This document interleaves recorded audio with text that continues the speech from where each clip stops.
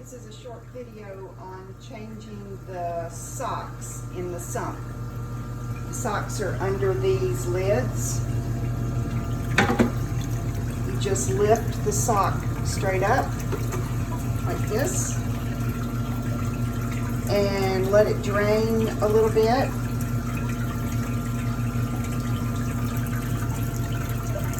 Then these are the clean socks. And I'm gonna, the ones that that are in the sump right now don't need to be changed, so I'm just gonna pretend these are clean. So they go down into the hole, and the key is they kind of snap a little bit into that circle. I don't know if you heard that little snap, but when they're working right, the water flows over this part and part of it falls in through the socks. So there's two in the front, two in the back.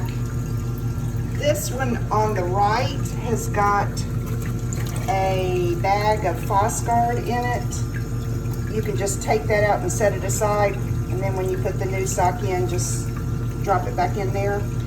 This hose runs into the sock. It's not critical, but it's just where it's set up to. Then when you've got the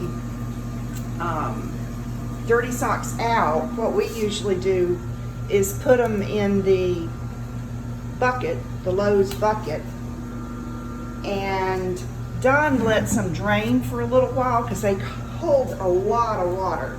So if you maybe set a timer for 15 minutes or half an hour or something like that, then come back and just drain this water back into the sump like that, holding the socks, of course, and then put the socks in, the dirty socks in the Lowe's bucket and close it tight. And that's all there is to cleaning or changing out the socks.